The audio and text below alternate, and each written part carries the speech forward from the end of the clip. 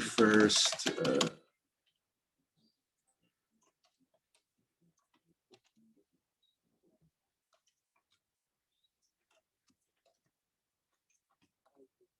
I would like to raise my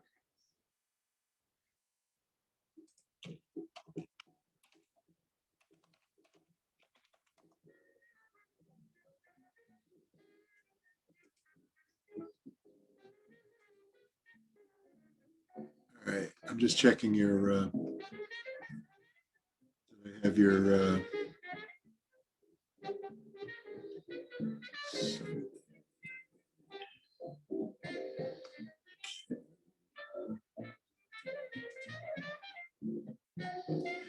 yes, I have a place there under, I'll do the screen share.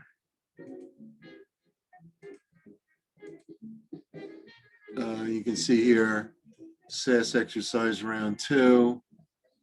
So that is where you should submit it. It is due next week. Next week is the vacation, but you can submit it the day before or whatever. The due date is the 28th. So get it in. Does anyone have any? Let me turn off the wonderful, it's like amazing. The Charlie Parker Quintet recorded those improvisations in the late 1940s, literally 75 years ago. It sounds so contemporary. Today, we're going to do performance management, but before we do that, does anyone have any questions about your exercise that's due next week? SAS, the rewrite. Good afternoon. One page, right? Still limited to 1 page. Yes, that doesn't change. So try to, if I asked you to do some additional things, cut out. A lot of times I crossed out stuff that I thought wasn't all that, you know, germane to the project. Any other questions? Just to be clear, Professor, I just want to make sure I have it straight because it seems pretty simple. Is we're just incorporating all of the like the edits and the rewrite suggestions that you gave to us right there on our initial submission, making those changes and handing it back in. That's right. I do things. I try to make things as simple as possible. So yeah, just follow the stuff I did, the changes. In some cases, it was more than the grammar. You know, in a lot of cases, I asked you to add a few words about, you know, the strategy, how you knew, you know, why you decided it was the strategy you said. Some additional information from the case about the HR policies, and also some reasoning about why there is a match. A lot of people didn't quite get that, between, you know, why the HR policies support. It's not that they're both unique, you know, that's not the main issue. I mean, they could be unique in ways that don't support each other. The question is, the way they're doing things, how does that support the kind of organization they are? So you should be thinking about that if it's not clear yet. So basically, you know, for a lot of people, the grammar and writing stuff is the main issue. Should be working on that. Any other questions about it? I guess silence means there are no questions. If you have any, feel free to interrupt me. Today we're going to get into performance management. Oh, but before I do that, I have the attendance issue.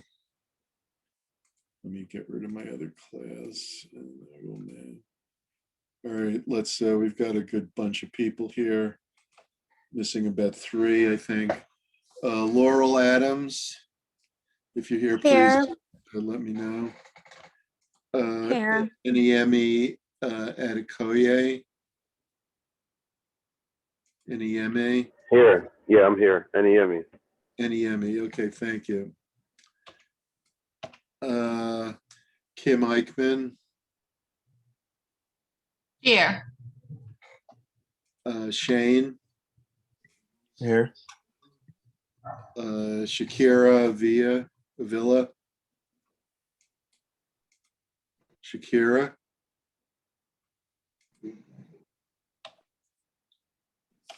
Here, Professor. Thank you. Basanti Baldeo. Here, Professor. Thank you. Shakazia Brown.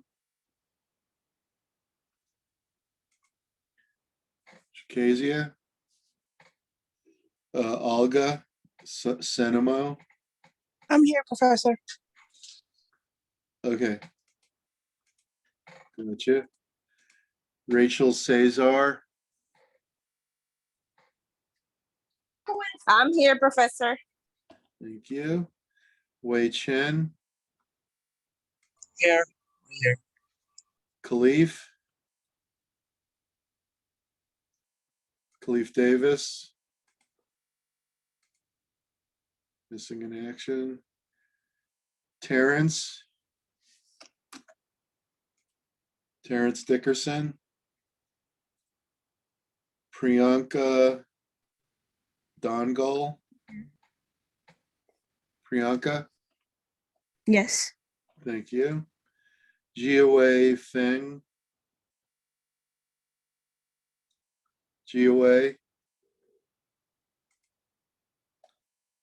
Jodian, Here. okay. Alexis Godley, Here. Kerwin, Here. Maimuna,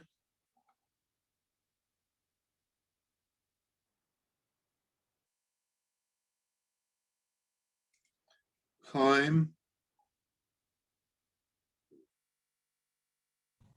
Here. Griffin,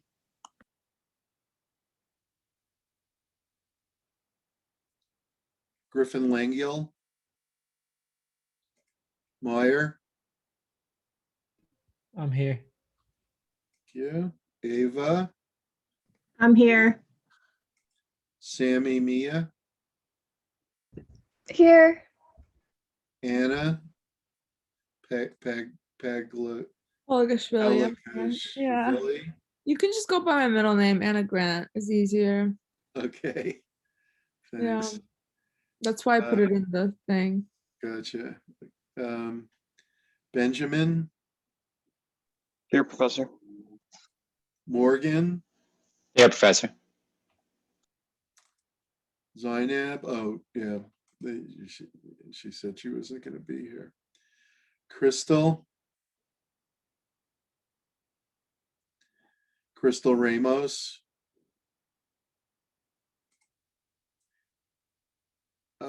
Elias Santos Rodriguez. I'm here. Thank you. Axa Shabir. Here, Professor. Charlene. Here. Kishawn. Subrian. Idisham, I just spoke to a second ago. Still with us, fella?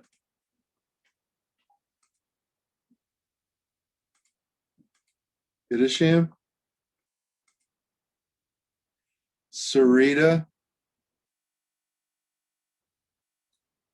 Sarita, I just spoke to also.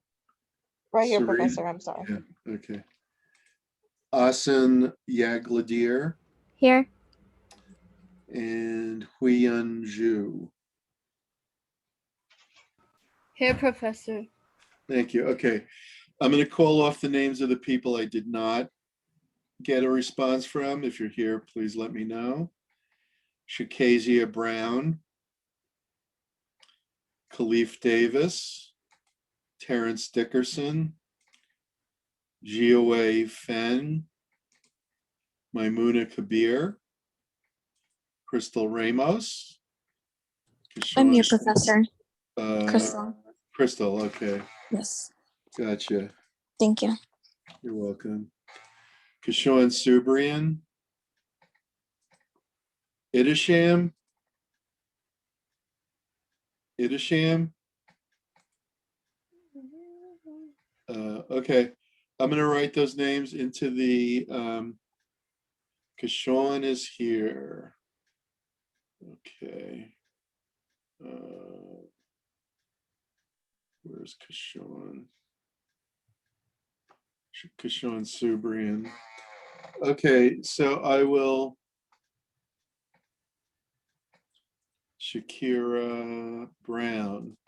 Shakira, I called you several times. All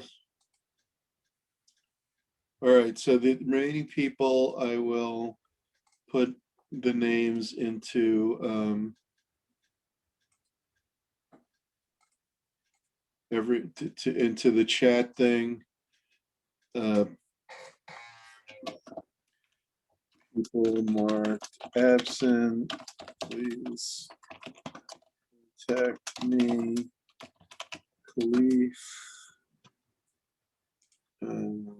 Terrence,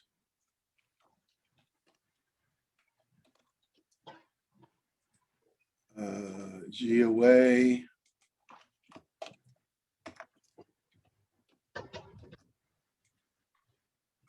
Maimuna,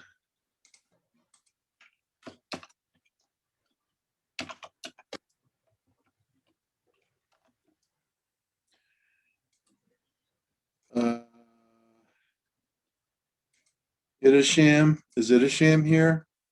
I just spoke to him a minute ago. Now he's gone. Yeah. Okay, I'm here, Professor. okay, gotcha. You want to see my face? No, well, I do. It's always a joy to see your face. Hey, go at it. See me? But I'm here. yeah, I see. But yeah, okay, so I got you. So basically, I put those people into chat. When hopefully they arrive, they can contact me. We were just talking about the paper, which is due in 1 week. Please remember to submit it. That Saturday is a vacation day. There's no class next week or the week after. So you got a nice, generous 2-week vacation.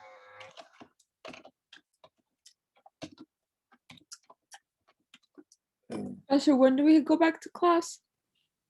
Like, what is it? So it's 2 weeks after, let me look at a calendar. So the 28th and the 4th are vacation days. And you will be back on the 11th of To April. our class, but in general, the 5th. Correct. Okay. Yeah, All right, thank you. in general, the 5th. Okay, so yes, today I was going to talk about performance management. It's another area where there's often a lack of validation. I've mentioned this now with job analysis. I've mentioned it with training. I've mentioned it with staffing. And you also see the problem with performance appraisal or performance management. Performance appraisal is the kind of like the ratings you get, when, some companies do it on the date of hire, the anniversary of the date of hire. Some firms do it like on a fixed date. So, if you're hired in November and they set the date for December 1st, then you get 1 month evaluated that first year, and then the following years it's on a fixed date. Different companies have different preferences with that. I think the advantage of having everyone together is you can compare everybody. some performance appraisal methods use fixed distributions, like they force distributions, I mean to say.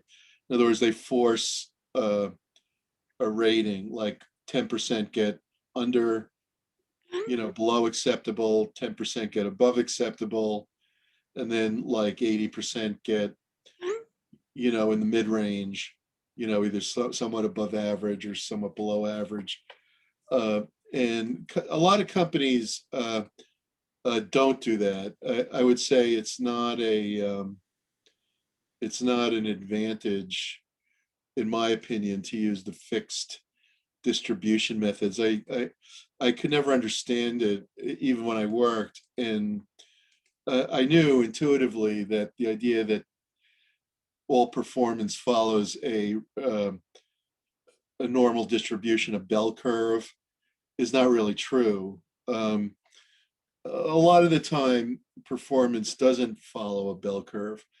The meaning of the bell curve or the normal distribution is just that if you have random selection from a given population, the distribution of the sample means will be normally distributed. You can prove that mathematically. That was proven by the great mathematician Gauss many centuries ago. I think he lived like 200-300 years ago. Look up when he lived, I don't even remember. But Gauss proved that in the central limit theorem, that the means of random samples from a given population with a true mean mu will be normally distributed around the mean mu, with the highest number of observations at mu, and then the means will of the random samples will be distributed normally. So there'll be a few means that are way above the true mean and a few means that are way below the true means.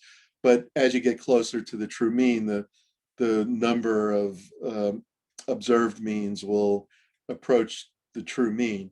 So if you're taking random samples of behavior around a true mean, then that will be normally distributed. That doesn't mean the mean of the underlying population is normally distributed. The mean of the underlying population can be distributed in any which way. And in fact, human performance is not necessarily randomly distributed. And I never quite understood why a lot of HR people, because I had a boss who thought that he was a good boss. He was HR vice president. He was a smart guy. He had gone to Syracuse for his master's, and he was a good manager, but he insisted on this idea that the underlying population was normal, and it's not. There's no reason to think it is. What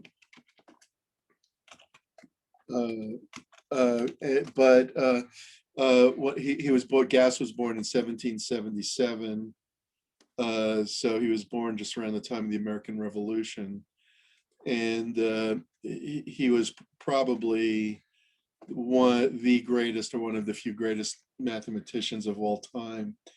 The central limit theorem was only one of many of his major discoveries and theorems. And so basically, the underlying population is not necessarily normally distributed. So there's no reason to be wedded to the normal distribution, but a lot of people are. There's something sort of satisfying in saying that, well, a certain percentage is below average, a certain percentage is above average, and then most people are around the middle. It seems intuitively true. But it could be true that just about everybody is average and almost nobody's above average. I saw that part of the reason I was really impressed with Deming as a management theorist is that he shows conclusively why it's a total mistake to assume any distribution of performance, that you simply can't know what it is. And he bases his argument, which I will show you today, on criticism of performance appraisal. In fact, why don't I look that up right now and I can show it to you. So I think a good introduction to TQM and the idea of total quality management is Deming's argument against performance appraisal. He basically says that it's a deadly disease, one of several. He initially said that there were 5 deadly diseases, but he later increased it to 7. And if you read his wonderful book, Out of the Crisis, which was written in the late,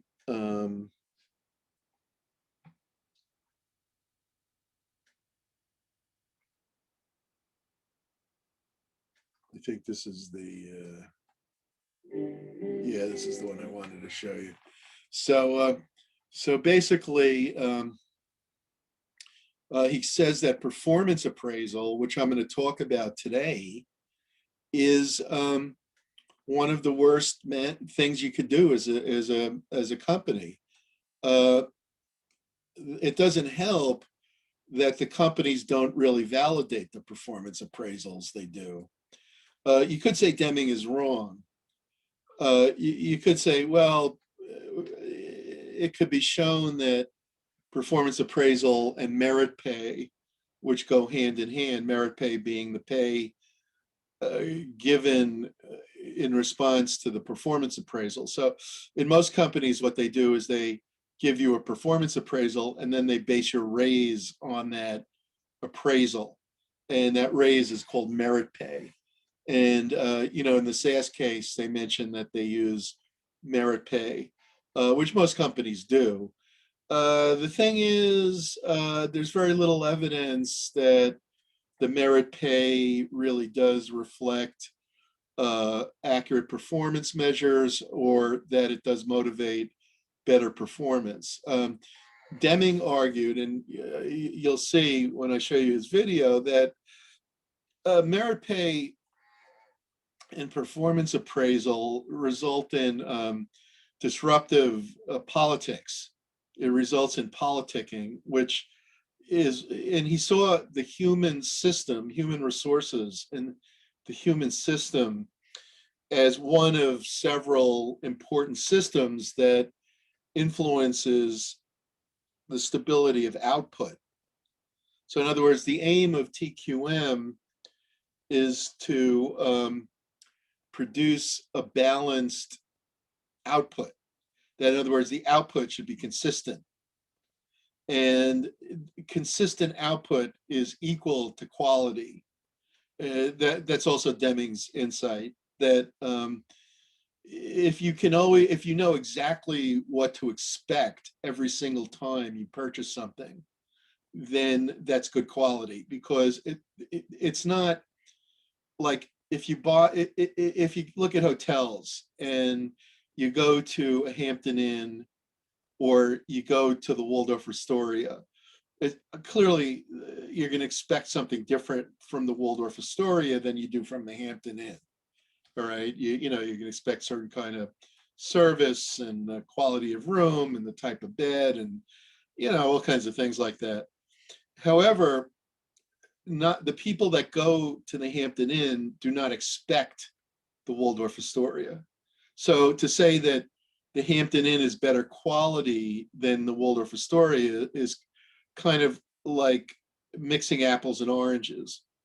You're comparing an apple to an orange. That it's true that if you spend $85,000 on a high-end car, you're going to expect a lot of features that you don't get on a lower-end car.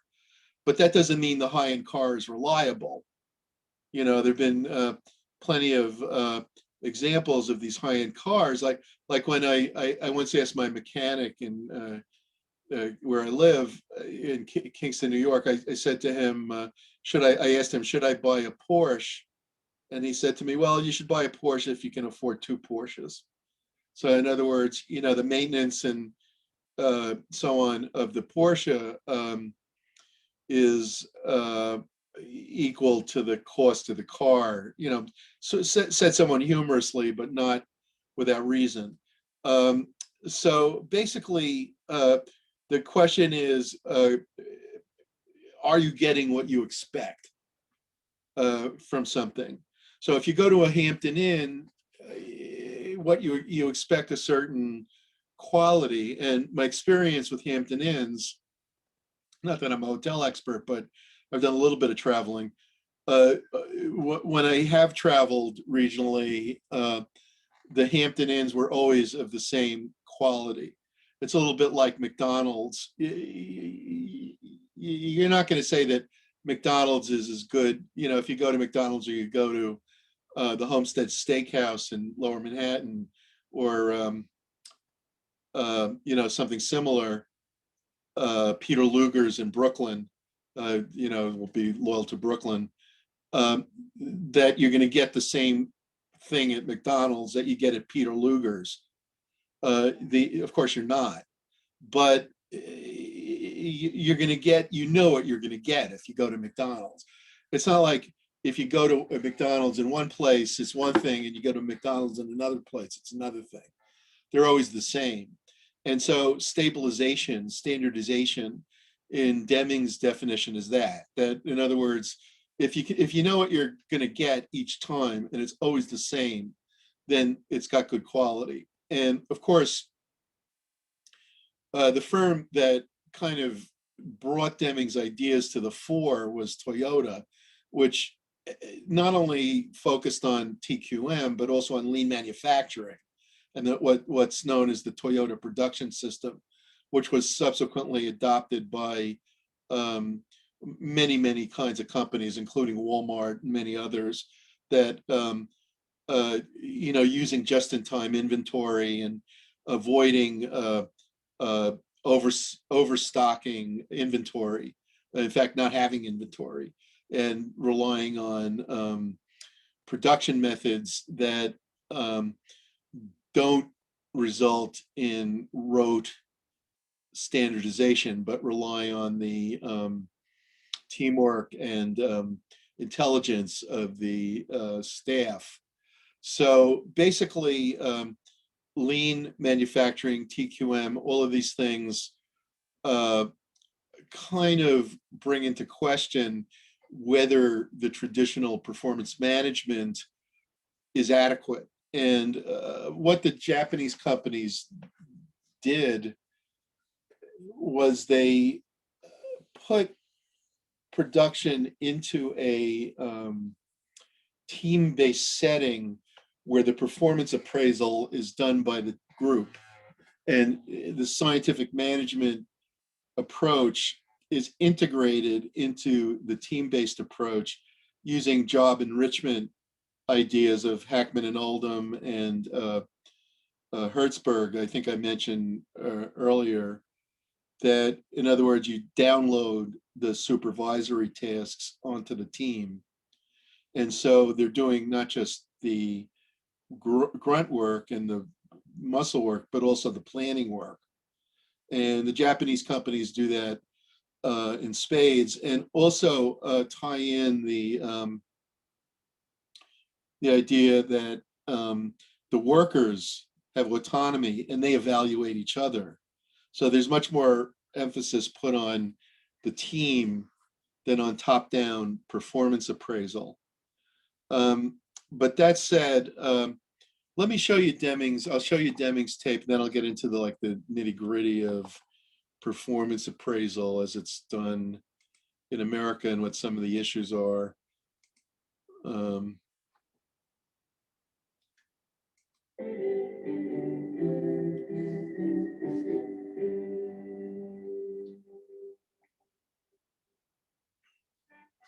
The Deming Prize, the highest honor a Japanese company can receive for quality and productivity achievement, named for American statistician and management consultant, Dr. W. Edwards Deming.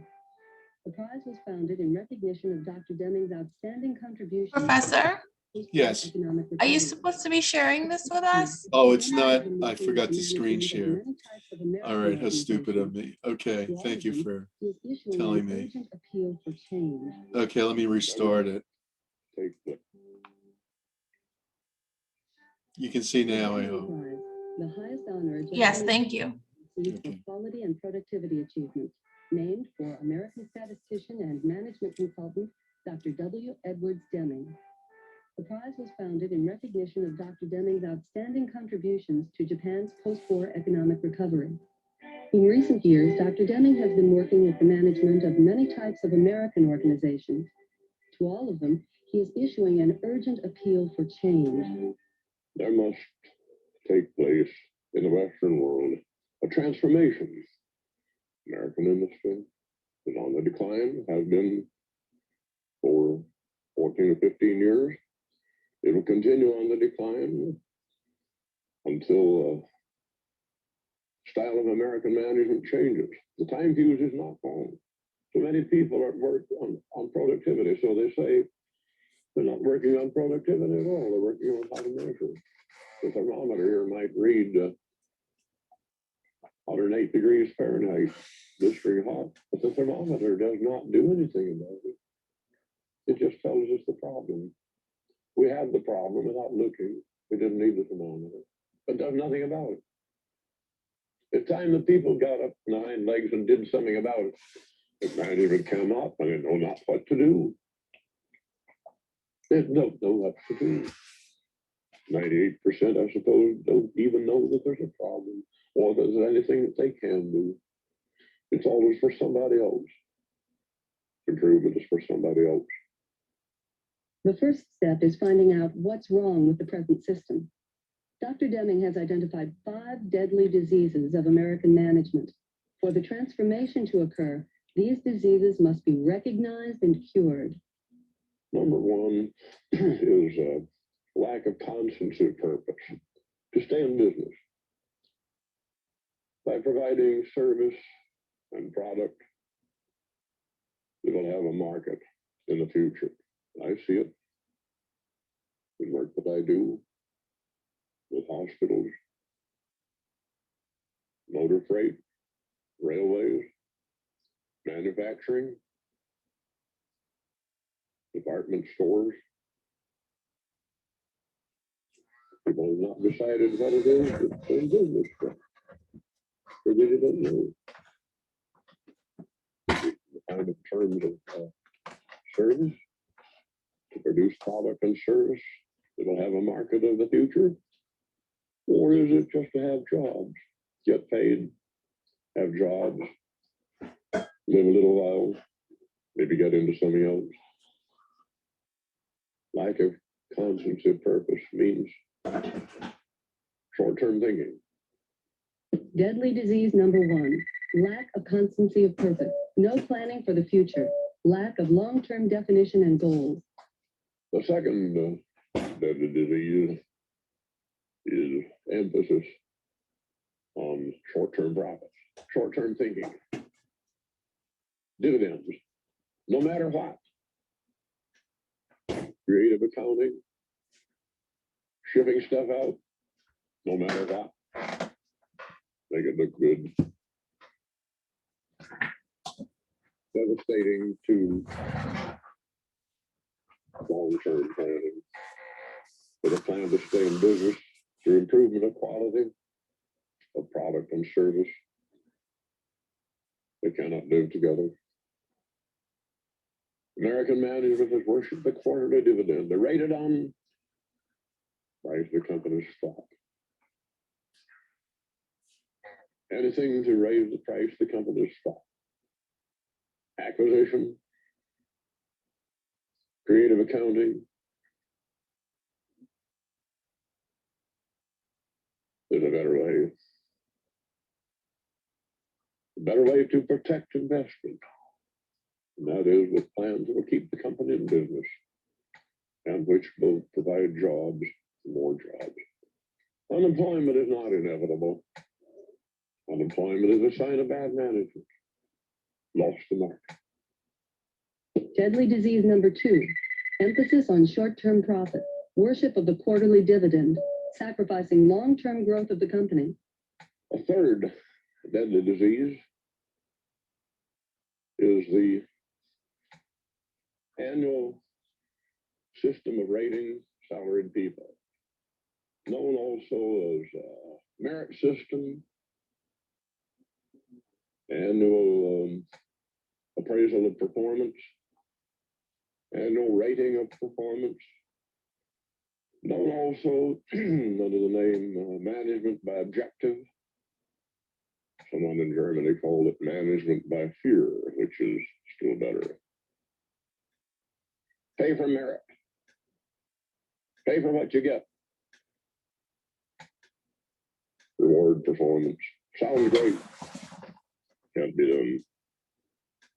Unfortunately, it cannot be done on short range. After 10 years, perhaps 20 years, yes, but Americans have somehow become obsessed. For many years back, and nobody knows where it originated and why, that everybody must be appraised. No, the effect is devastating. People have to have something to show, something to count. In other words, the system, merit system, nourishes short-term performance and annihilates long-term planning. It annihilates teamwork. People cannot work together. To get promotion, you have to get ahead. By working with a team, you help other people.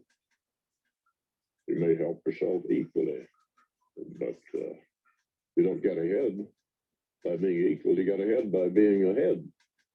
Produce something more, have more to show, more to count. Where teamwork means work together, hear everybody's ideas, fill in for other people's weaknesses, acknowledge their strengths, work together. It is impossible under the merit rating, review of performance. People are afraid. They're in fear. They're in fear. They're going to contribute to the company. Other than wish to contribute. This holds at all levels. There's something worse than all of that. When the annual ratings are given out, people are bitter. They cannot understand why they're not rated high. And there's a good reason not to understand. Because I could show you with a little time that it's purely a lottery.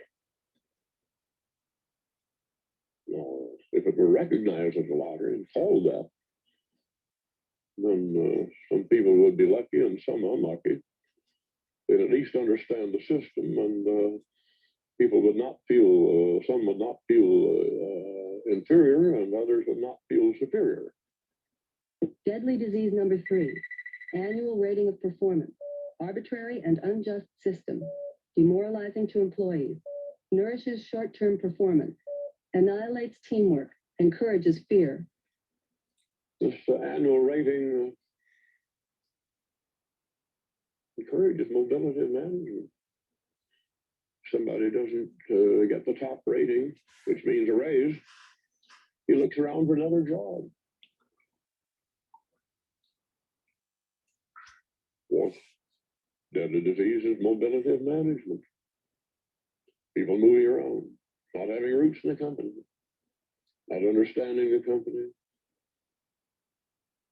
just trying to bring in some abilities, learn some more, move along.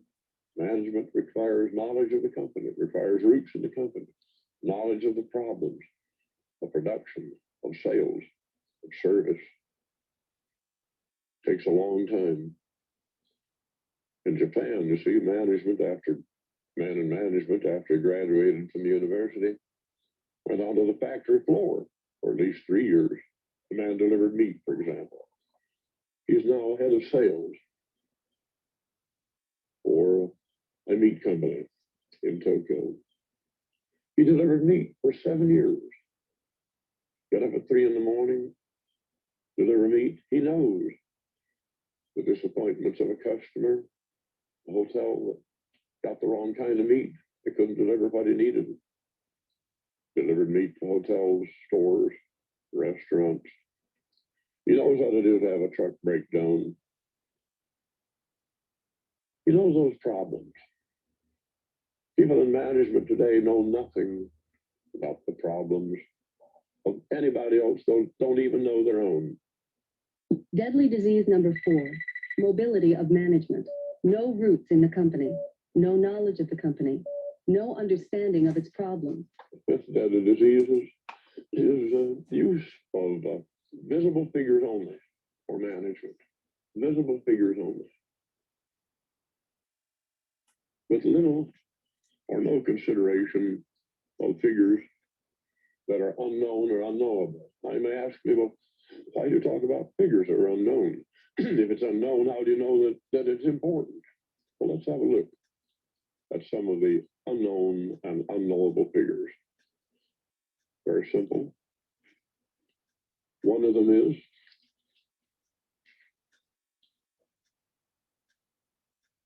the multiplying effect of a happy customer. How much business does a happy customer bring into them? Nobody knows. There are conjectures, but nobody knows. What about the multiplying effect of an unhappy customer that drives business away? He can be pretty effective. He does his best to protect his friends. Where are the figures? Where are the figures on the multiplying effect of a happy customer? Multiplying effect of an unhappy customer? I don't see the figures. They're very important. He that runs the company without them will have no company. School of Business have done their work. They're not teaching transformation. They're teaching use of visible figures, creative accounting, how to maximize the price of the company's stock by keeping up that quarterly dividend. Deadly disease number 5, use of visible figures only. No use of figures unknown and unknowable, encouraged by business schools. You see, American industry is up against the competition with the Japanese that have not these deadly diseases. They have not annual rating. They have not mobility of management or mobility of anything else. They do have constancy of purpose. They intend to stay in business. They do a pretty good job of it too, you'll have to admit. There is not takeover. There's not leverage buyout. Management and everybody in the company have one aim, quality, and you ask me about this country. With a storehouse of unemployed people, some willing to work, a lot of them willing to work, with skills, knowledge, willingness to work. And people in management unable to work.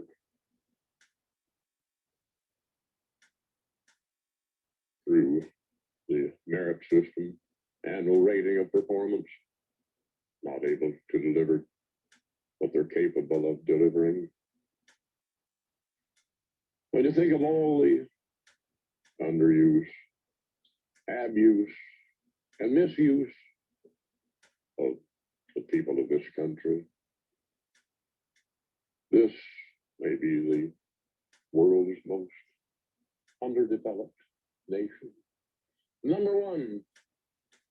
We did it again. We're number 1.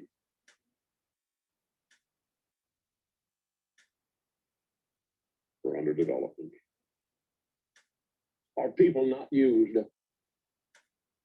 mismanaged, misused, and abused and underused by management that worships sacred cows? Style of management that was never right. It made good fortune for this country between 1950 and 1968 because the rest of the world, so much of it was devastated You couldn't go wrong no matter what you did. Those days are over, and they've been over for a long time. It's about time for American management to wake up.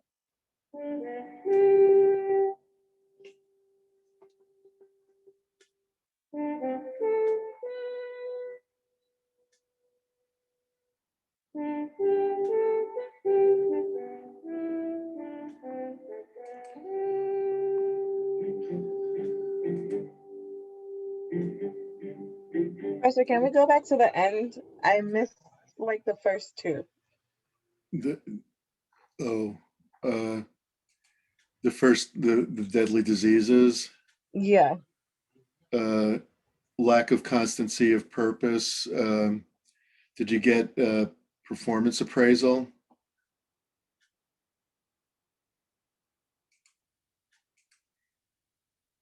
Those were Sorry, the first one was what?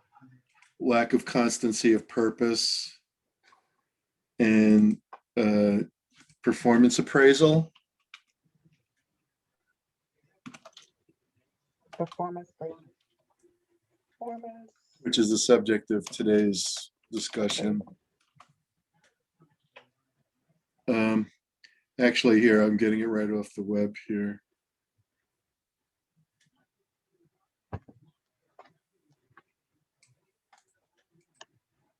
He ended up with 7 deadly diseases, but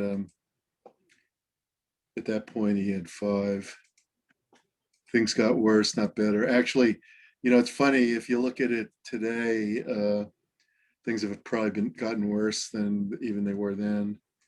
All right, let me put, I try to copy and paste, but you can't do that.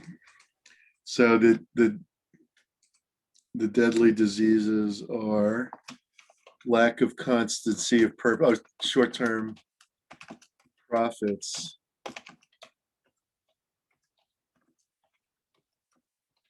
emphasis on short-term profit, performance rating, merit pay,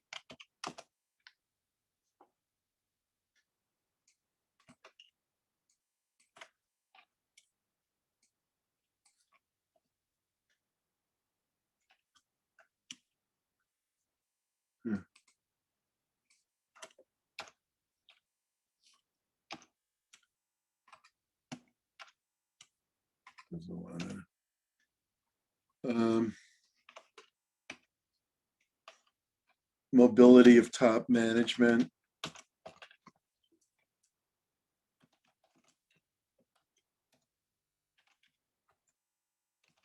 visible figures. Visible figures is directly related to what I would call scientism, the belief that abstract science can solve all problems. We've seen it recently with the handling of the pandemic also. Visible figures are often misleading. There's a basic principle, GIGO, garbage in, garbage out. If you lie about statistics, they're of no use. The current scandal involving the governor is related to it, but it goes much further than that. A related phenomenon was in the Vietnam War, the ideas of Robert McNamara, who was the Secretary of Defense. Like Deming, he was a statistician, but one who lacked common sense. And when he was appointed defense secretary, he implemented all kinds of management systems that result in nonsensical decision-making that cost billions. You know, in the Vietnam War, tens of thousands of American lives and maybe 1 million Vietnamese lives because of its incoherence and absence of intuition. The exact same problem that he's talking about with regard to things like delivering meat. sometimes management problems in many areas have something in common. Over-reliance on visible figures is a mistake because the figures only tell part of the story. They can never capture the whole story. And if the figures are inaccurate or manipulated, which they often are, they're not of any value. So that said, there's a lot of arguments against performance appraisal, and it's been criticized not just by Deming, who's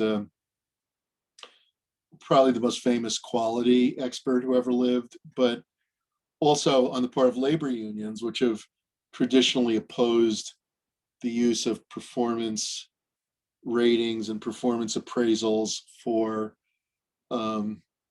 pay purposes. All right, so I'm giving you kind of the negatives. That's not to say that it's totally wrong to do it. A lot of people disagree. The most famous advocate of the forced distribution approach, where you impose a ranking on the population, on the employee population, was a guy named Jack Welch. I'll show you his name on the whiteboard. Jack Welch was the opposite, probably the enemy, if you will, of Deming. And Welch argued, he was a big advocate of the stock price as a gauge of management performance. So he had more than one bone to pick with what Deming was saying just then. But he also, he boosted GE's, General Electric, stock price by 150% during his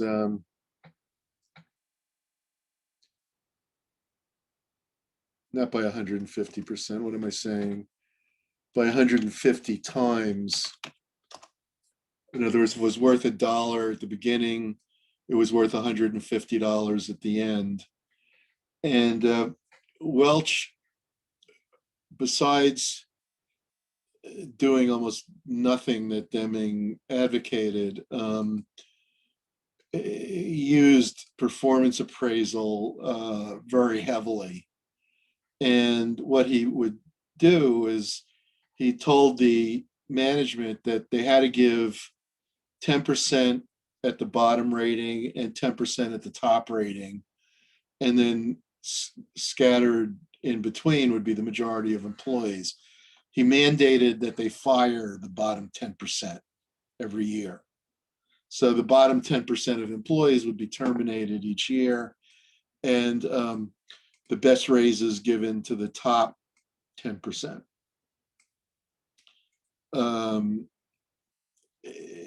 To get a sense of what the outcome of that was, during his tenure, which lasted a good 20 years, from the early 80s until the early 2000s, nearly 20 years, he boosted the stock price enormously. But after he left, the stock price began to fall, and GE now, 20 years after Welch left office, he died recently, has fallen to all-time lows in recent months, recent years. It's gone up somewhat since the bottom, of course, in the during the pandemic.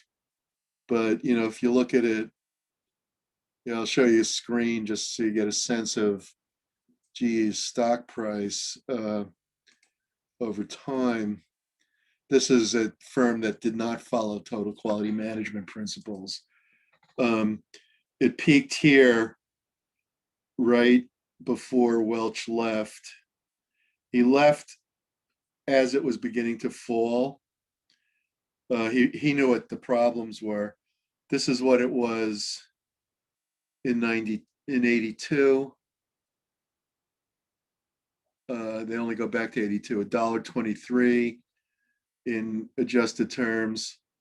This is what it was. So it's 60 times, not 150. I think it was more than that. There was more than that. But but that's also not including dividends. So basically, you see this massive increase during his tenure. This is basically his tenure.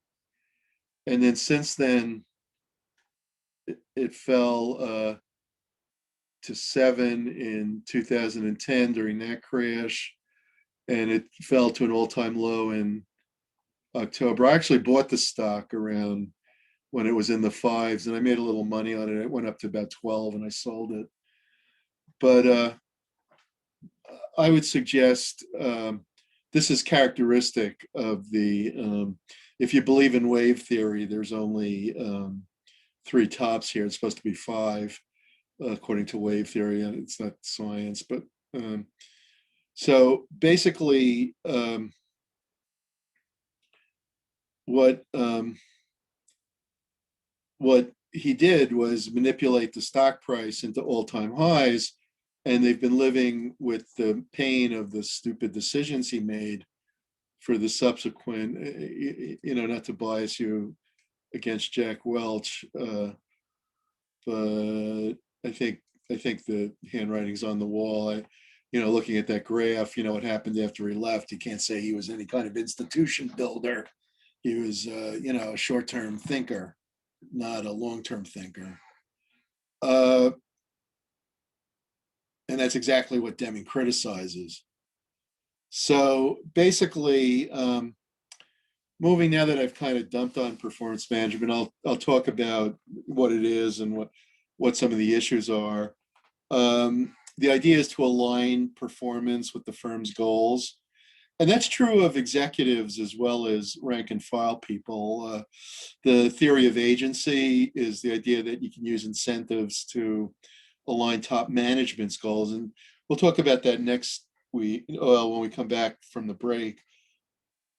But basically, what's used with executives is stock options. Whereas for rank and file employees, they tend to use merit pay rather than stock. Although some companies some companies do use stock. It is a strategic goal. I mean, you can't view the organization apart from the strategy. And it's very important to integrate employee performance with organizational goals. Deming would argue the way to do it is through culture, whereas the advocates of agency theory, or people like Jack Welch, who believe in financial incentives, would argue in favor of financial incentives to merge employee goals. I don't think it's a either or kind of proposition.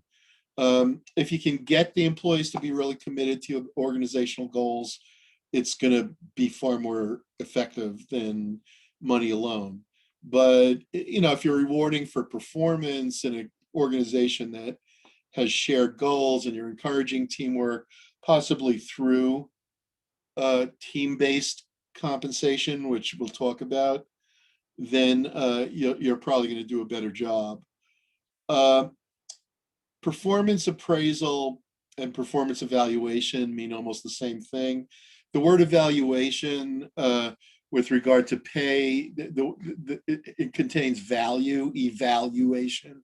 And so it puts more of a weight on pay rather than the performance, whereas the appraisal is referring to the employee's performance to a greater degree. The idea of it is to determine how efficiently and effectively the employee works. It's more commonly used in white collar than in blue collar contexts because of union objections to performance appraisal. And the issue is always, does it get politicized? Supervisors will influence the process if they like you. If you're going to do better on the appraisal, so employees will play a lot of games to try to influence the supervisors to give them a better rating. From the supervisor's end, training is important. I don't think I mentioned this last week with training, but it's true. It's an important area for training. That, in other words, you want to train supervisors how to do a proper job of coaching and counseling of performance appraisal. What's really important with it, I would say, would be employee coaching and counseling, but the employees will tend to weight the actual rating and the money associated with it. So, and the counseling and coaching tends to be under recognized. What some companies do is that they separate the two. They give one appraisal with regard to pay and one with regard to performance. That's probably a better approach if you're going to do it. Supervisors are often ineffective at giving appraisals. I think the natural instinct, for example, is to either give people, a lot of people just avoid giving bad news. A lot of supervisors, the tendency will just be to give the highest rating to everybody. And if you can't get away with that, to try to give everybody, either give everybody the same or give everybody as close as possible to avoid anger and disharmony. And that's exactly what Deming says is the problem with it. What can you use performance appraisal for?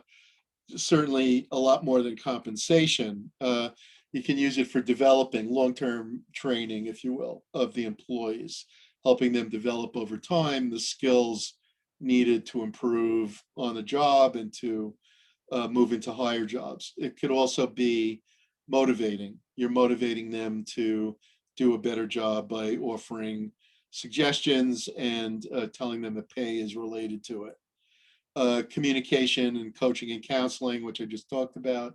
Legal defense, very important aspect. And that's why you need training, because the tendency of a lot of people to avoid delivering bad news, to instead like encourage, or rather to only give positive ratings because they don't want to get into an argument or they want to alienate somebody who's not doing well. People hate to give bad news and they hate to say something negative. They're much more willing to do it impersonally.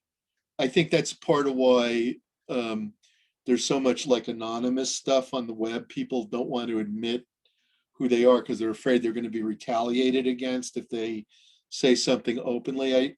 That's one of the things I find truly repugnant about the World Wide Web. It has encouraged this kind of Weasley behavior where a lot of people do things anonymously, and then those who say things out in the open are often attacked in the media for being honest or just making some offhand remark. It's kind of led to this Weasley culture of American kind of sort of a dumbed down self-righteousness combined with cowardice, which I don't think has pushed the country in a good direction. I think the same applies in a company. If you can't be honest with people, you're not really being a leader. And a good leader will be able to give honest. It doesn't have to be hurt people's feelings. I mean, you can do it in ways. In my other class, we talk about communication skills, and you can do it in ways that minimize the amount of employee pain and maximize the usefulness of the performance appraisal by pointing out poor performance. I've had a number of supervisors who only gave good ratings. And then I've had some who gave bad ones, but were antagonistic in the appraisal setting. That, in other words, they couldn't really give the negative information in an encouraging way. Whereas the ideal is to deliver the bad information, but to do so in a way that motivates the employee to improve.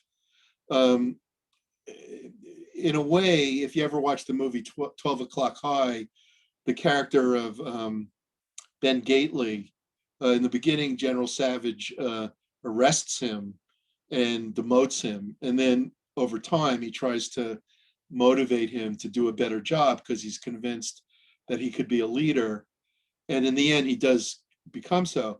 I don't think that degree of cognitive dissonance, that degree of abuse is usually appropriate in a company, but it does work. I mean, if you have a culture that pushes down people who don't fit and then encourages them to try to learn, you're going to lose a lot of people, but the ones who stay are going to be highly motivated. And I think performance appraisal can be used for things like that if you do it the right way. And I think it's really hard.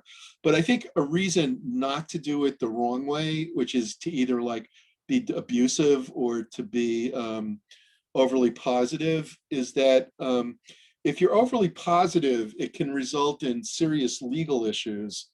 Let's say there's an employee who really is underperforming and you've got to deliver news to them that they need to improve or they're going to get fired.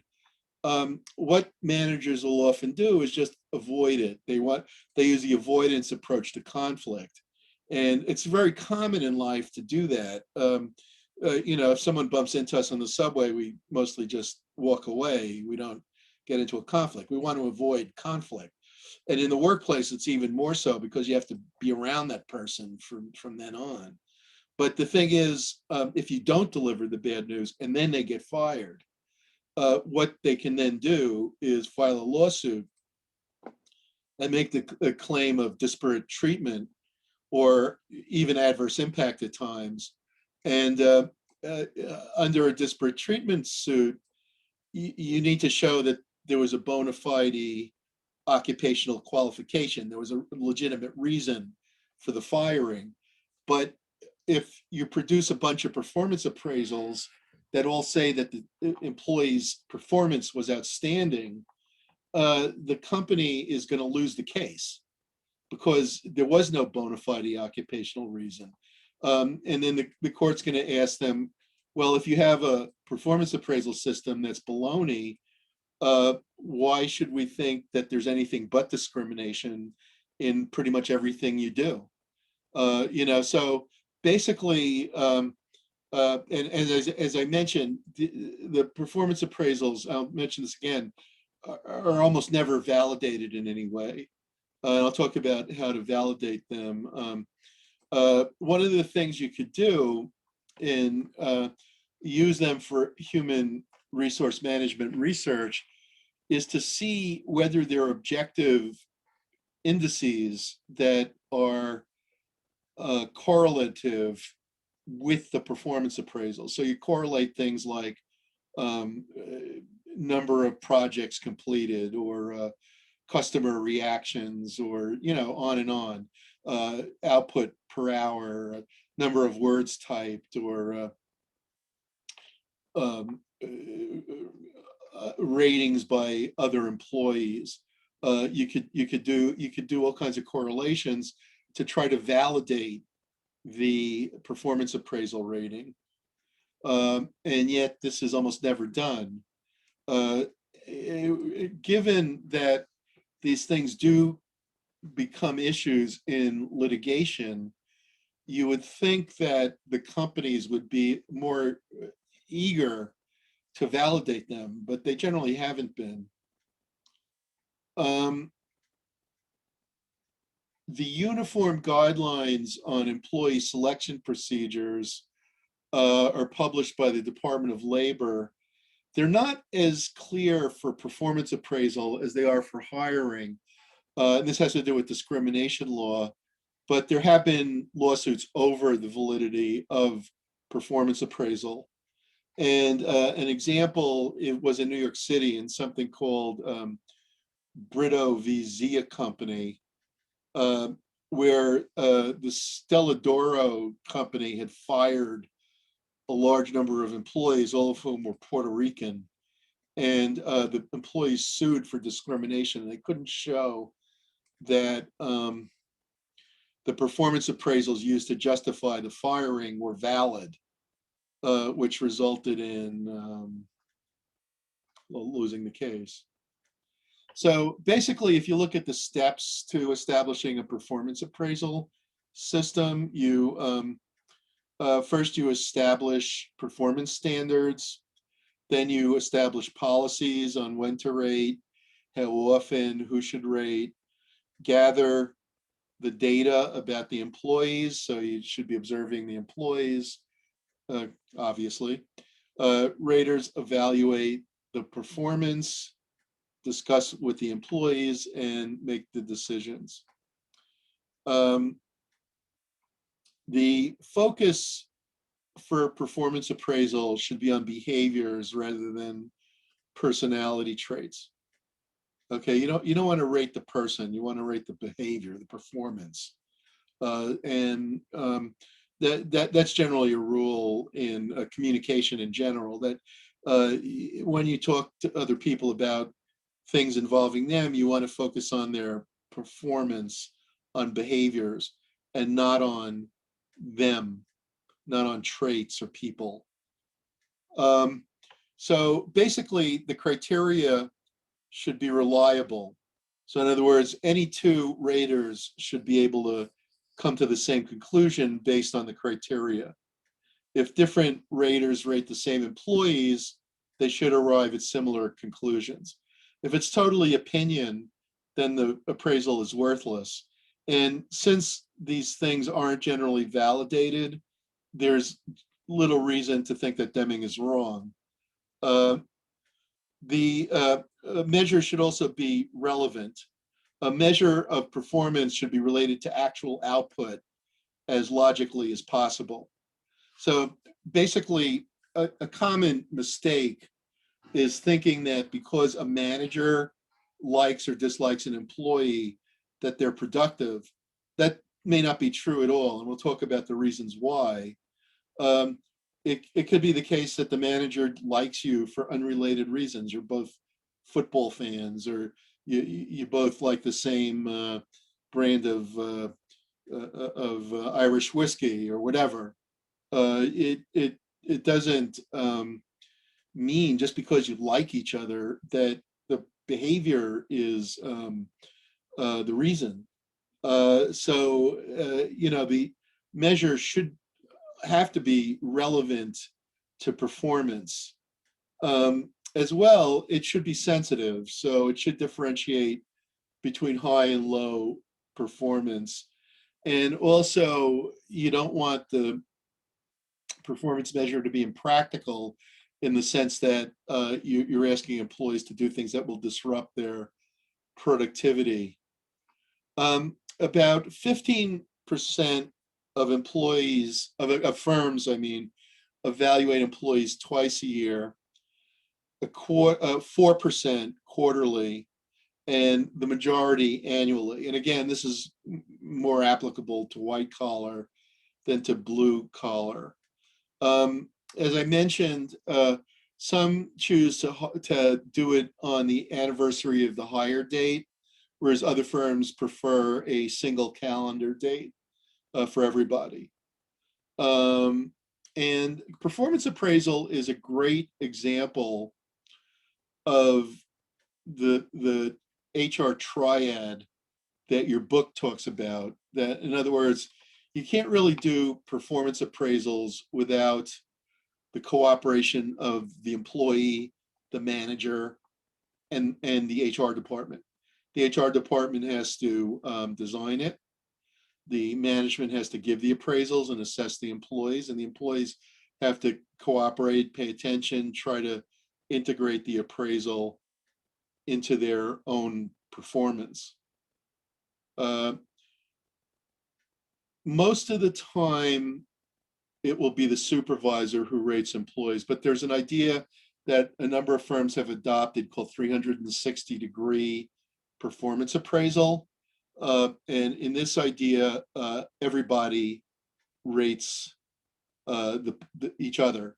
So it's not just the supervisor, they would do it, but you'd also have the underlings, the top people, the side people, the people they work with, even outside people, clients and things like that.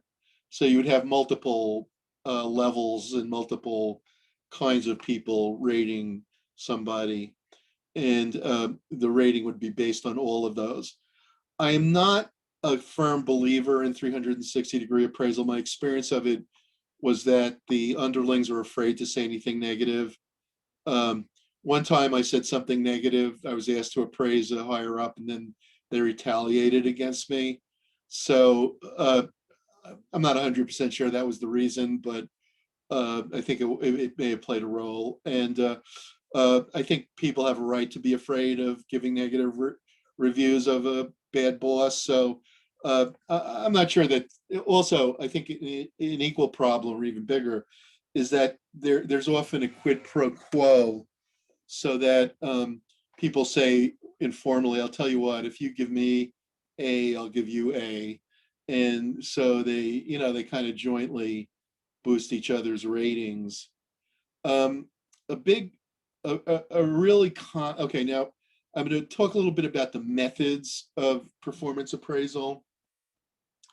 And I think the message is that there's no really great performance appraisal method, which gets us back to the objections of Deming.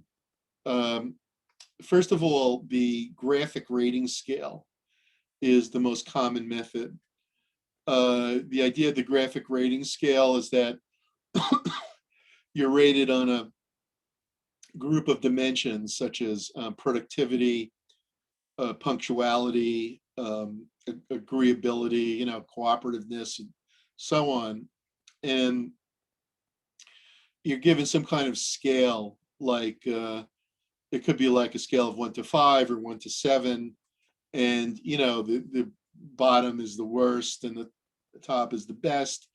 Typically, the appraisals are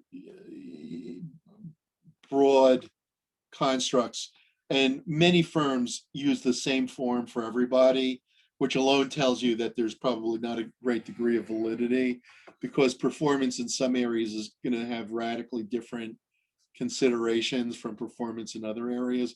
Just as an example, I mean, if you've got a firm with a marketing department and a production department, the people working on the production line, it's extremely important to be punctual, to be cooperative, to work in unison. Teamwork is extremely important. If you look at like you have an advertising department, it's less important that they come in on time and that they innovate great advertisements. So you want them to be creative, maybe be good at teamwork too, but more important than punctuality and cooperativeness would be innovativeness, getting along with each other, and so on. So in other words, the type of behaviors in two different departments might be diametrically opposed.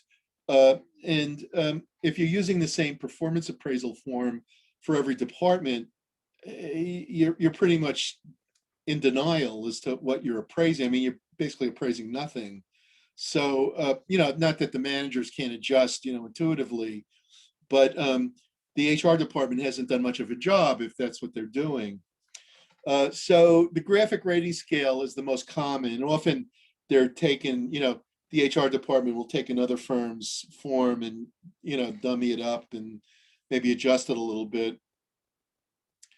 A mixed standard scale is based on descriptions of characteristic behaviors. After each statement, the rater puts a check mark, giving a neutral or a plus mark or a minus mark. And basically you're in a way a little bit more constrained. So if HR does take some care in designing such a form, you can ask questions that are relevant to the jobs in the company.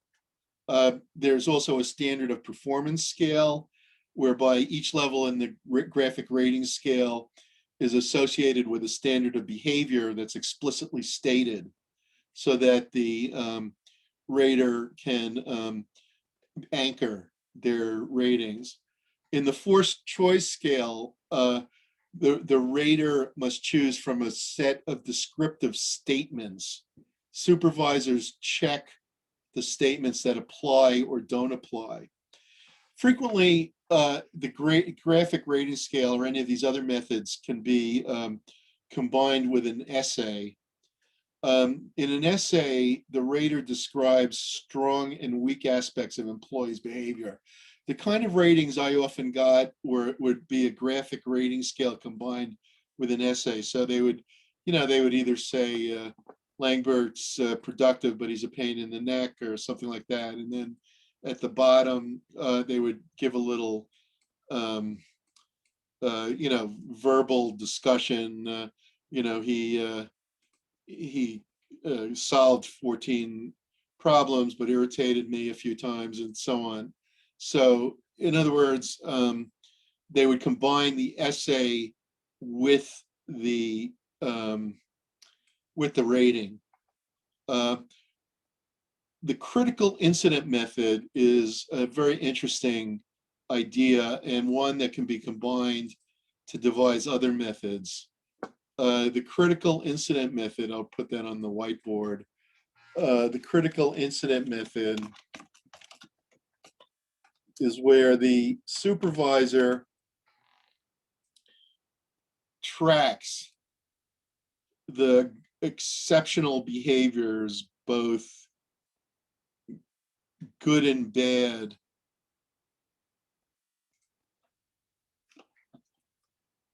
the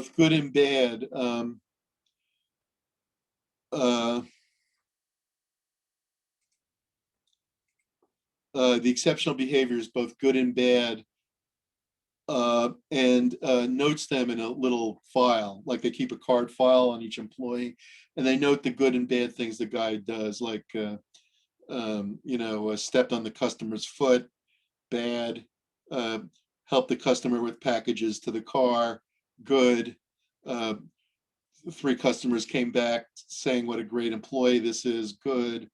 2 customers came back saying that they called the police on this employee, bad.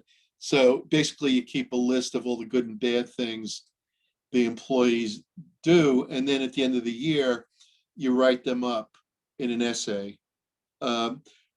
What you could then do is use, if you compile like hundreds of these critical incidents, use them for a standard of performance scale or a mixed standard scale. So you take the critical incidents, you've got a huge sample of employee behaviors, and you take some of the ones that are characteristic with each level of performance and associate them with the mixed standard scale. Of course, doing this requires time, and a lot of supervisors are themselves under pressure for various reasons. A lot of bosses I had were going from meeting to meeting, and they, were preparing for a presentation to top management, or, worrying about some project that wasn't going well, or, so they'd always be working, and taking the time to observe the lower downs might be difficult. So for that reason, also the trend in reporting relationships over the last 50 years has been towards flatter and flatter organizations. And the flatter the organization, the more reports a given manager has. So managers now have far more reports than they once did, and it gets harder to get to know each one individually. Just like in this class, in my other, I got 4 classes. I usually have 3. I had 4 classes this semester, which made it a little harder than usual. And not only that, but I used to teach classes with like 20 students or 25 students. And over time, they raised it over the years, like for long, they raised it to 30. And this semester, they boosted it again to 35. So, obviously, the more, so instead of, let's say, having 60 students, I have 140 students. So obviously, I can't spend as much time on individual correction. There was a time when I could give a few papers a semester to the classes and go over them and give more personalized input. But with 140 students, it becomes much more difficult. And the same thing is true with the supervisor. If they no longer have 8 reports, or 5, 5 to 8 used to be considered optimal, but now they have 40, that becomes like really hard to get to know the employees. And so Deming's concerns become even more important. However, if they do use the critical incidents method, they can then turn that into a checklist, a group of descriptive statements, and if the behavior applies, it's checked. You could also have a weighted checklist where supervisors prepare a long list of descriptive statements, weights are assigned to behaviors, and the supervisors check off the ones that apply, and there could be like pluses and minuses. Behaviorally anchored rating scale is one of the most common improvement on the standard graphic rating scale. It's based on the critical incidence method. So you take 6 to 10 specifically defined performance dimensions derived from critical incidents. You give each dimension 5 or 6 behavioral anchors. So in other words, you talk about specific behaviors. And based on the critical incident, you say what aspects of performance are relevant to this job. It's not just broad things, but rather the specific behaviors that warranted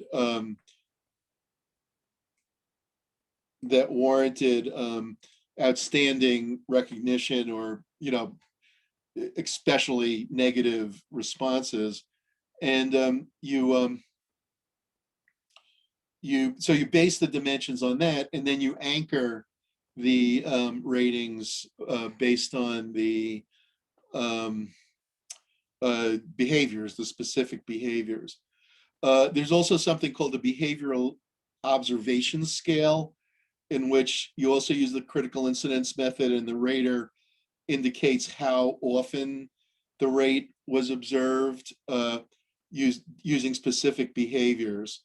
So in other words, indicates how often the behavior was observed, I meant to say, using specific behaviors. So basically, you talk about in the behavioral observation scale, you talk about the frequency rather than just the overall rating. So it's a little bit more specific. You can also use multiple person methods, which I mentioned, the 360-degree thing. You can also use multiple supervisors, things like that. There's also some other ways to improve on the traditional graphic rating scale. First of all, paired comparisons, where you compare each of employees with each others, and then you arrive at a ranking. Or you could rank them, if you have only a few employees and you know them, you can rank them in order, list subordinates in order. In a forced distribution scale, you force the supervisors to adopt the normal distribution I talked about. And in a point allocation technique, each rater is given a number of points per employee, and the total number of points is limited by the product of points per employee times the number of points evaluated. So you have a fixed number of points, and you give more or less to people based on how you judge their performance to look. It's well known in the literature that there are huge problems with performance appraisal. And to be clear, these problems exist in almost all kinds of HR decision-making. They come to the fore in performance appraisal, but you also see them in staffing. You probably also see them in merit pay compensation decisions. So these things are frequently observed in HR. It's true no matter what walk of life you're in. If you're using judgmental decision-making, you're going to have these kinds of problems. It could be even related to job analysis, that supervisors do it haphazardly. They're pressed for time, so they'll rush, kind of like when you fill out one of those questionnaires people give you, and you want to get it over with. So you like the person, so you give everyone every answer every question the same answer. Every question gets the same answer. So you're rushed, and you do it quickly. The forms are often put together sloppily. The HR department doesn't understand the issues I'm raising here, or isn't motivated to address them. And so they just take a stock form and apply it across the board. There's no validation And again, this is true of almost all the HR disciplines. You know, you can certainly waste a lot of breath complaining about it, but the fact is that only about a third of companies validate their selection procedures. When it comes to things like performance appraisal or job analysis, it's far less. Training, far less. So very, very few firms do a scientific job of validation of any of these things. And performance appraisal is probably at the bottom of the list. A big problem is that supervisors, as I've mentioned, are uncomfortable with communicating bad information. So people just avoid it. They'll give people a positive write-up, then they'll fire them, and they'll fire them, and then there'll be a lawsuit.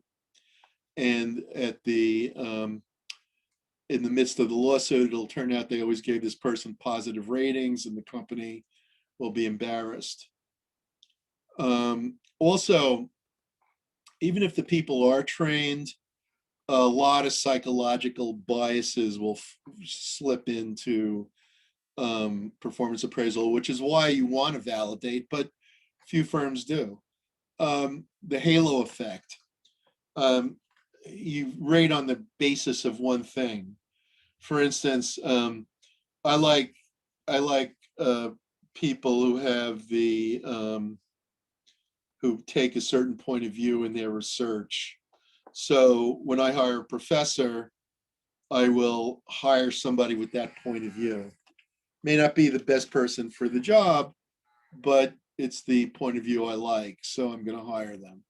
I like people who are dressed in a very fashionable way. So someone comes walking in and they're very snappily dressed, I will hire that person. A good presentation is all, in my opinion, but I haven't validated that belief. I don't really know that. So one factor can play a huge role. Someone once told me, when I was getting my PhD, one of the MBA students told me that they had a class with a professor, and you know, like you guys, when they came to class, they were dressed in jeans and stuff, and there was one guy who came in a suit, and the professor firmly believed that students should wear suits, and so she gave this guy all A's. You know, halo effect, that she believed in elegant dressing, and the guy was elegantly dressed, and so he got an A. This happens all the time. You can also have the reverse, which is called a horn effect. And the idea of a horn effect is that the person has one thing that's really bad, and even though they're productive in other ways, the supervisor is obsessed with that one thing, and then they give them a bad rating, you know, based on that one thing. So in other words, everything is bad based on that one thing. Another issue with performance appraisal is leniency or strictness. You've all had this. There are some professors who are popular because they give a lot of A's, and then there are other professors who are unpopular because they give a lot of C's and D's or F's, and people don't like the latter, they like the former, and there are probably supervisors like that too. So in other words, there are supervisors who tend to give all excellent scores and then all excellent ratings, and then there are supervisors who tend to give all poor ratings. And a related idea is central tendency, that there are some who like to give it straight down the middle, and those are also a form of bias. Just because something's in the middle doesn't mean it's fair or moderate or objective. It could just be that the person's lazy about thinking, so they give everyone the same, and nobody gets the same. Everybody gets the same, but in reality, nobody is the same. So a bigger one is personal bias. It's probably the biggest one, where you get into a lot of trouble, where, there's, any kind of bias that's forbidden by Title VII. And if that comes into it, the company can get into trouble. That's where you get lawsuits and stuff like that. And yet it's very common. I remember when I first went to work in the 1970s, I worked for a company that since closed its New York office, now in Toronto. But I remember walking down the hall, and the departments were segregated by ethnic background. Like one department was all Irish, one department was all German, one department was all Jewish, one department was all Italian. And they were hiring a few blacks, scattered around, but basically they were just, beginning to at that point. And so, there was a lot of discrimination against blacks, and basically, each group had its own department. Like, was laughing to myself at the discrimination that was going on, and I'm sure it was unconscious. I don't think they were deliberately discriminating, but it was like a just like me bias that they were hiring people just like themselves, and we all do that. Part of it's also that, as I've mentioned, I think, and you should know that a lot of real world hiring is done by networking and people, and you tend to know people who are just like yourself. And so the tendency is to hire people who are just like you. I once worked at a college in upstate New York for a couple of years, and there was in the economics department, there was a Greek guy and a Turkish guy, and they hired 4 people. 2 were Greek and 2 were Turkish. They kind of split up the spoils. Basically, this kind of thing goes on all the time. It's usually not. I'm not going to say it's usually conscious, because I don't think it usually is. But you have to be aware that a big company needs to address those kinds of biases, and a good way to do it is to make sure that these decisions are validated, but they rarely are. There's also something called recency error. In recency error, the performance appraisal is based on the performance that somebody did right before the appraisal. So basically, the employees realize, like, the supervisor's not really paying attention to this, and we can manipulate it. So what we'll do, if we have something really bad to do, we'll do it like right after the appraisal, and then a year goes by and they forget about it. And then if there's something great, we'll do it right before the appraisal. So, people are then rated on how smart they were about timing their performance. Their performance could be the same as everybody else's, but they do something really great a week before the appraisal, and the supervisor's really excited about it, and they give them a positive rating. And so that could be called recency bias, that you tend to succumb to what's in your mind psychologically, and you forget about things that occurred early in the year. There's another issue with these, as I've already named quite a few issues, and there's another big one called contrast effects. And the idea of contrast effects is that you rate people. I'm talking about performance appraisal. You rate people relative to each other rather than on their true performance.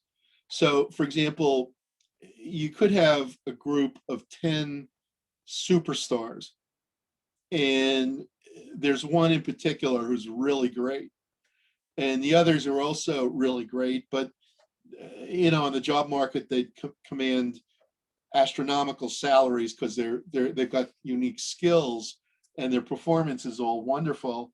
But there's one in particular who's fantastic. So because of contrast effects, you might give that one the excellent and the other one's the good. But the reality is they're all excellent. Like if I rate my students at Brooklyn College, they're all excellent. And So I have to pick out the one or two that are the best, but that's really not fair because all are excellent. So that's due to the contrast effect. And that also can bias ratings significantly. All right, now how do you eliminate all these errors? First off, none is very good, and that's Deming's point. That's why I showed you the video in the first place, that none of the techniques is really good. I think the best systems are simple. If you need to limit everybody to a certain range, that's not a bad thing. Companies should train their raters. Again, that gets back to training, very important. There's limited evidence, though, that training works. All right. So even if you train people, there may not be there may not be an effect. There may not be transfer of the training to the performance appraisal. And even if there is, it's not clear that the methods implemented by the HR department are valid, because the HR department never validated the methods. So it's unclear that the training will help, but systems usually work best when they're simple. There's an expression I highly recommend you memorize. And it's not just with HR, it's with any management problem. It's called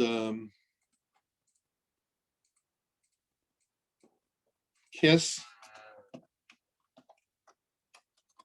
It stands for keep it simple, stupid. Okay, so we're all kind of stupid, and the best way to avoid that is to keep it simple. All right, and that's true of almost every system in the world. The less complex it is, the better it works. You want to be good at two-way communication for implementing performance appraisal. It's a very, very important part of performance appraisal, that the communication, the coaching and counseling aspects are necessary. You want communication to be two-way. The employee should feel validated from the appraisal. So basically, training about communication is always desirable.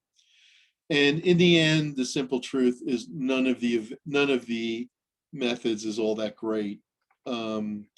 Performance appraisal, my feeling about it is you need to do it because the employees want it. It's not for the company, it's for the employees. People like to feel that their work is recognized. They like to feel. Then the question is, but in that case, do you give them all really good grades? And the answer is, you're going to get yourself into a shitstorm of trouble if you do that. So basically, you want to be supportive. You want to give feedback. You want to be fair, and you don't want to alienate the employees. I don't think the company is going to gain very much from performance appraisal in general. I think there's little reason to think that it's all that motivating or all that,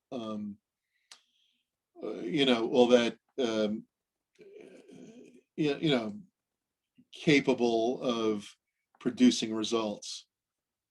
Now, one of the techniques that Deming mentioned that I should go into, and it's certainly a way that you can try to improve performance appraisal, is management by objectives, or MBO. He says on there he doesn't like that thing either. And, it's related. It's also a kind of scientific thing where you're going to target certain objectives and they can be measured, and maybe they're not measured that well, or the objectives become an end to themselves. Management by objectives was created by a famous management consultant named Peter Drucker. Drucker taught at NYU Business School for most of his career, and then he retired at a decent age and moved to the Claremont Graduate School.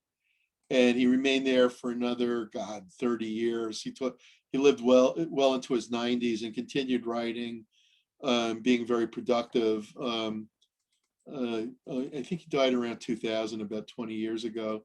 And he was an advocate basically of scientific management. He liked goal setting. 2005, he died.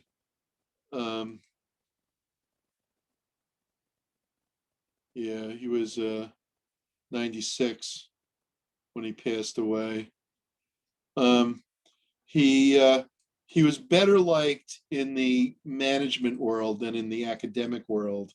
A lot of what he advocated connected to scientific management was unpopular in the academic world. When I went to business school, scientific management was considered taboo. It was what you attacked. It wasn't what you believed in. Money shouldn't be a motivator.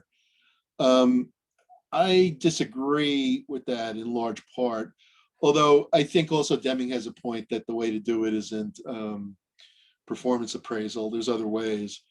Management by objectives is, and it kind of illustrates, a creative approach to management, but the pitfalls are that the objectives are going to be too narrowly defined, which can result in dysfunctional behavior. So in management by objectives, the superior and subordinate conduct meetings to define key tasks, and they set objectives, set dates by which the objectives should be met. Like if I tell you the paper is due in 1 week, you gotta get that paper in. If you don't give me a good draft of the paper, I'm gonna hassle you. And basically, you give key tasks, you set objectives, you give dates and standards of performance. So let's say you say to a manager, your customer complaints are at 5%, the average in the company is 4%. I would like you to reduce the customer complaints to 3%, please. And the manager says, okay. Now, of course, often MBO involves some kind of negotiation between the manager and the employee. Probably the ones that go along with what the management wants are the ones that are best liked, although the objectives may be more difficult to achieve. So you say, I would like turnover. Your department isn't diverse enough. I'd like you to increase diversity by some percentage. You say, okay, I will work on that, and so on. You then focus on the behaviors that the management wanted, along with the other things you're doing in the department, of course, and you try to achieve those goals. If they're achieved, the manager may then get a bonus or some kind of stock reward or something like that. Deming says it's too focused on the numbers. It doesn't look at the system as a whole, which is his big part of what he talks about. Some people complain when they go through this process that there are too many objectives, there's too much paperwork, the objectives are too short term.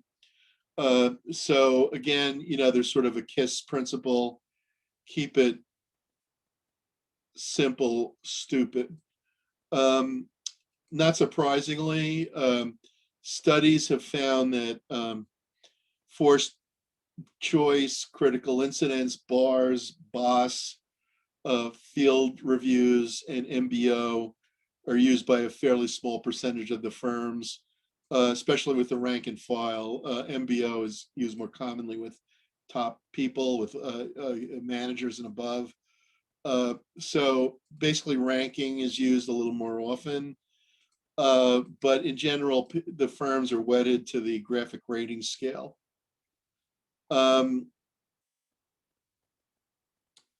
A lot of the objections to performance appraisal are based on their subjectivity, on the bias and favoritism, on the focus on symptoms rather than underlying causes, and on fundamental attribution error.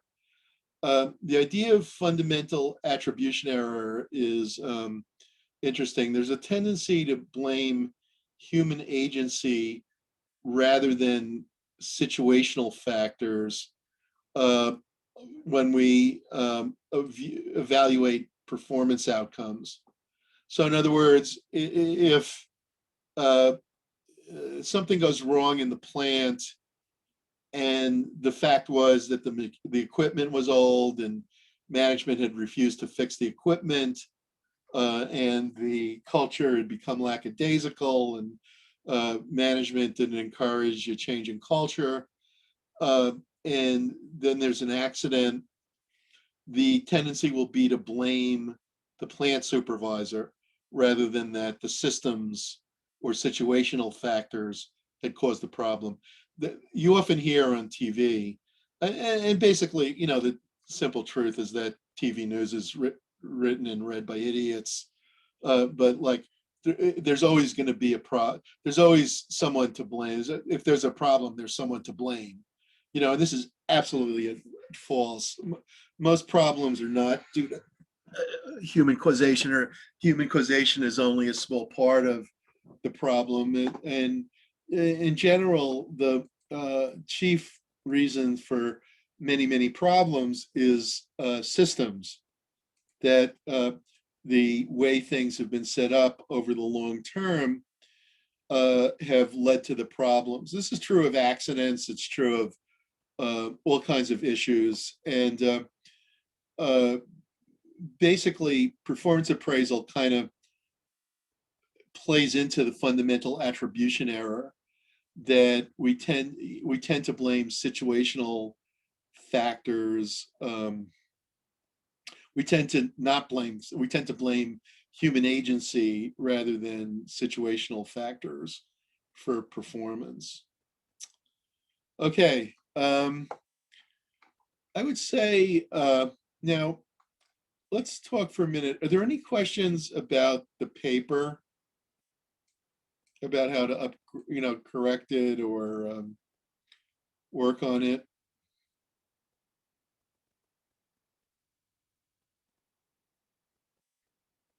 Nothing? So everyone's going to get an A? We're all going to get A's? Hopefully. Okay. Well, I'm glad you're confident. So, all right. So you're going to be I have working. a question. Yeah, go ahead, Laurel. In regards to, we wanted us to compare it. Can I just have more of an insight? Like you wanted us to compare, I forgot what it was. It was like the last party, like you wanted us to compare to the article, I think. So in other words, when I say compare, or when you say compare, what I was thinking in the third paragraph, in the first paragraph, you should identify what the firm's business strategy is based on the case, and be able to explain why you have concluded that it is based on that, why it is using that strategy. All right. So, things like, do they spend a lot on research and development? That would suggest there's some kind of differentiation going on. Do they market based on careful customer research? That might imply some kind of focus strategy. In other words, they're trying to identify a given part of the market. Do they focus on a segment? I mean, Microsoft sells software to people like me and you. Does SaaS sell to those people like you and me, or do they sell to a more narrow market segment, such as large corporations? If the product is segmented, if the target market, I mean, is segmented, then that might imply a focus strategy. In the second paragraph, discuss the HR policies described in the case. So that will include policies involving, well, we've just been talking about performance appraisal. It could merit pay. That we haven't gotten to benefits yet, but they talk a bit about benefits, including health benefits. They talk a bit about the profit sharing plan benefit, maxed out at the 15% max. They talk about using intrinsic motivation as a motivator, using internal labor markets like internal promotion, moving people or rotating people around the company so that they work in different jobs over a career. They talk about on-site facilities like, and that incidentally, the internal labor market is in turn related to training.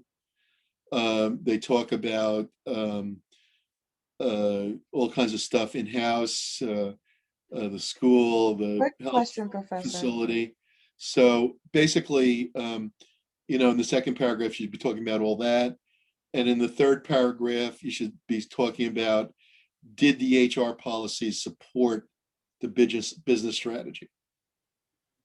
All right, so you should be talking about, did the kinds of HR policies they talk about in the case, do these policies support the strategy that you've identified in paragraph 1? And if so, why? If not, why not? Okay.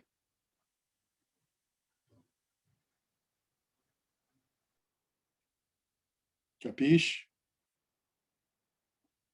So the policies that they were explaining, those specific policies that involved what you were stating, like profit sharing plan, using intrinsic motivation, are those considered the policies? Yeah. Oh, okay. All right. Okay, those are HR policies. Things like the profit sharing plan, job rotation, merit pay, profit sharing, job design is related to use of intrinsic motivation, job rotation around the company, promotion policy, health facilities, all that's HR stuff. Professor, where Yes. would you place their use of incorporating the community? Like they had community centers and stuff on base. That's not that relevant. So in Okay. other words, like community relations gets a little bit away from HR. So, you know, HR has to do with the employees, but they combine it, especially the school, with the, they open it up to the community, but a large share of their clientele is also employees' children. So they've got a good school right at the plant, and the employees who have school-age children can send their kids there and get the benefit of the superior schooling. So that's on top of all the music in the cafeteria, a profit sharing bonus that's far larger than almost any other companies, and so on.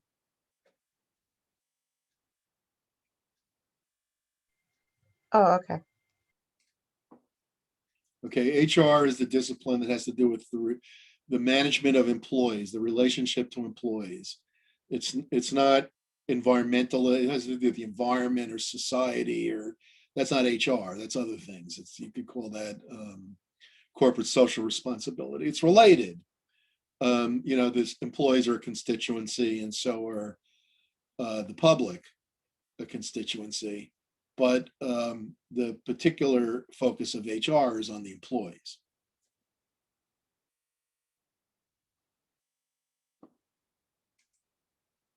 Okay.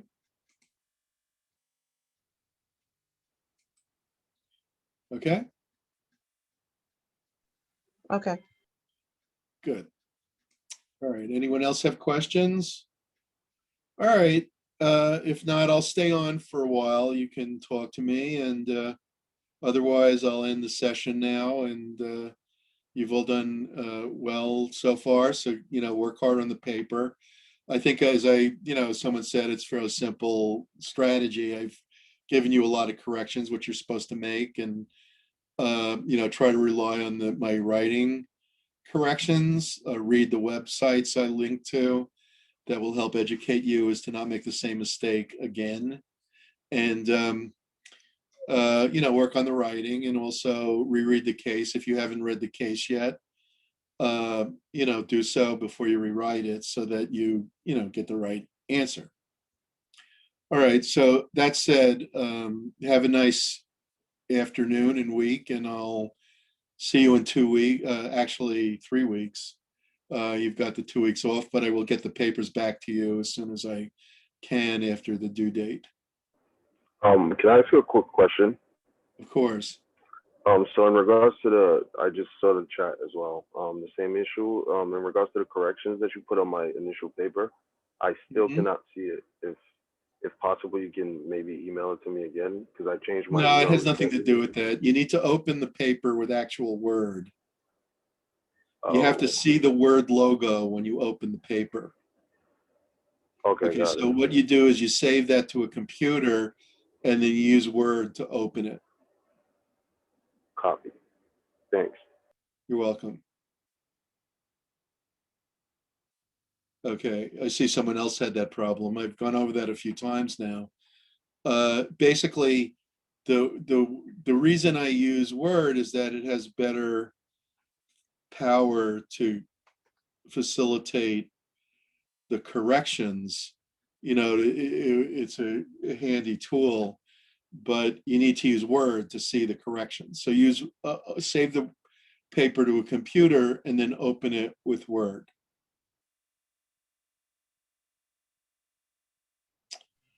Professor, can we print the paper with the corrections you made?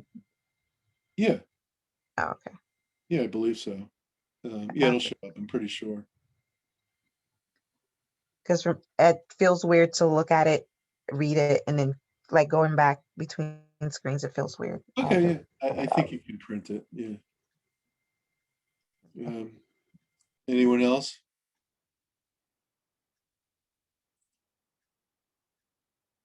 Other questions? Hey, so Professor, is it okay if I submit my paper? Even I know I missed the deadline, or not the deadline, but the due date, but is it okay if I still submit? The due date is until next week, the 28th. Oh, okay, so I ain't missing anything. I'm good. Yeah. Okay, but don't deliberately be late. Just, you're gonna work, you're on a constant late schedule or something, like get it in, do it this week and get it in, okay? Yes, sir. And we're on vacation next week and the week after, so you don't have to come to the Zoom session. All right, Professor, enjoy your vacation. Thanks, you too. Bye-bye. Bye. Have a good one, Professor. Bye. Take care. Have a good one. Bye, guys. Bye. Bye, Professor. Take care, Idisham. Take care. Bye. Be well. I'm glad you're wearing your mask.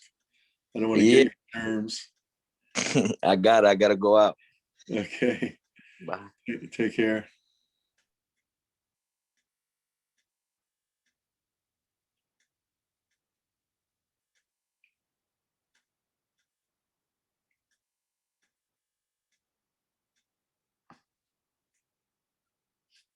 Anyone else have a question? There's still a few people on. Any questions or comments? I will turn this off in 5 seconds. 5, 4, 3, 2, 1. No questions? Have a nice week, everyone.